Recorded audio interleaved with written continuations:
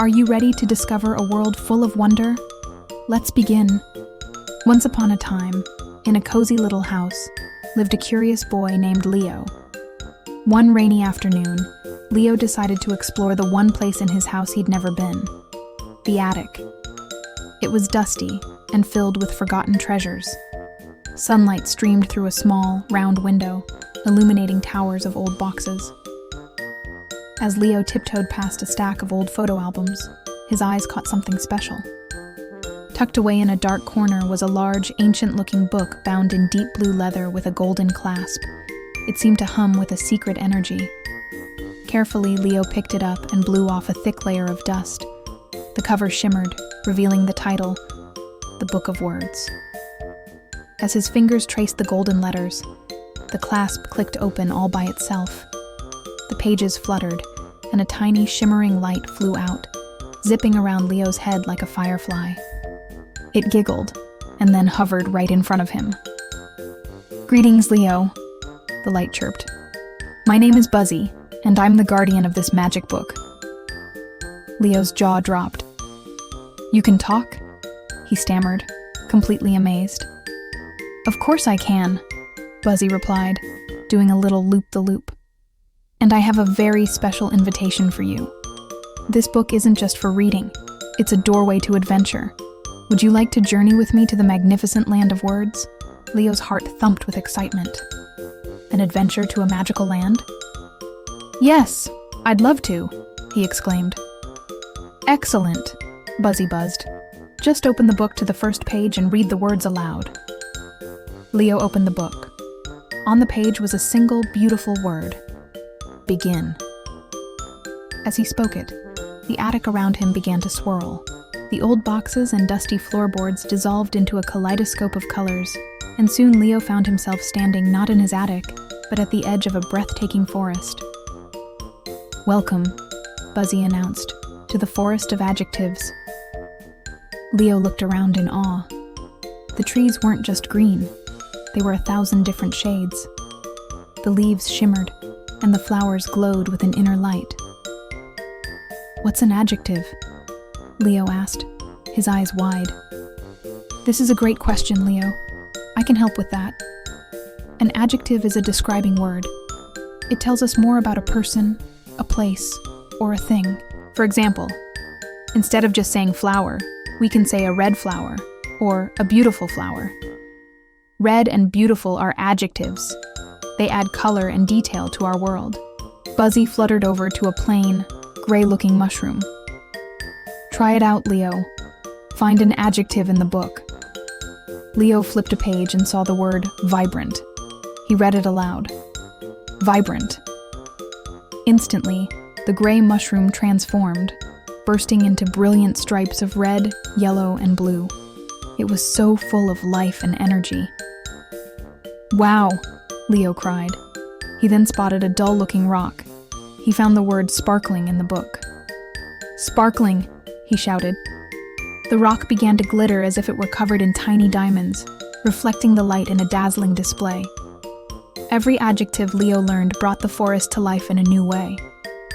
He learned the word towering, and watched the trees grow even taller, their branches reaching for the fluffy, billowing clouds he described in the sky. The forest was no longer just a forest. It was a vibrant, sparkling, towering, and enchanting world that he was helping to create. After exploring the amazing forest, Leo and Buzzy arrived at the edge of a wide, calm river.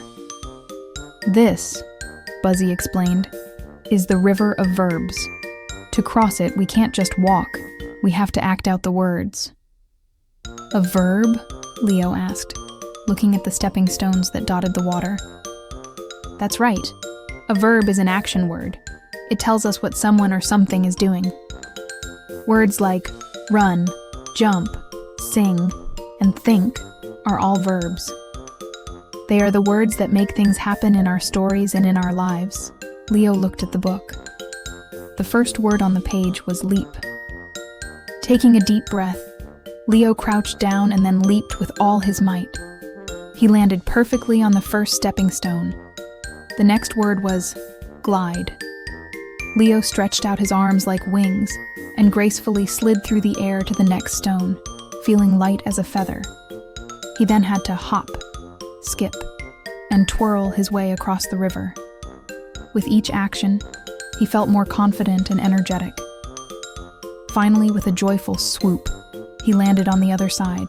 He had crossed the river not with a boat, but with the power of words. Before them stood their final destination, a magnificent castle that seemed to be made of giant, colorful building blocks. "Behold Leo," Buzzy announced, "the castle of vocabulary." The massive gate was locked with a giant golden lock covered in empty spaces. A voice boomed from the top of the castle walls. "I am the word wizard. To enter my castle, you must prove your knowledge. Use the new words you have learned to unlock the gate." Leo felt a flicker of nervousness, but then he looked at Buzzy, who gave him a reassuring nod. He remembered all the wonderful words he had discovered. He walked up to the gate. "Okay, I'm ready," he declared. The first empty space on the lock began to glow. The word wizard's voice echoed. "Describe a forest full of life and color." Leo smiled. He knew this one. "A vibrant forest," he shouted. The word vibrant appeared on the lock, glowing brightly, and with a soft click, part of the lock opened. "Excellent," the wizard boomed. "Now, what did you do to cross the river like a bird?" "I had to glide," Leo answered confidently. The word glide filled the next space, and another click was heard. The gate trembled slightly. "One final challenge," the wizard said.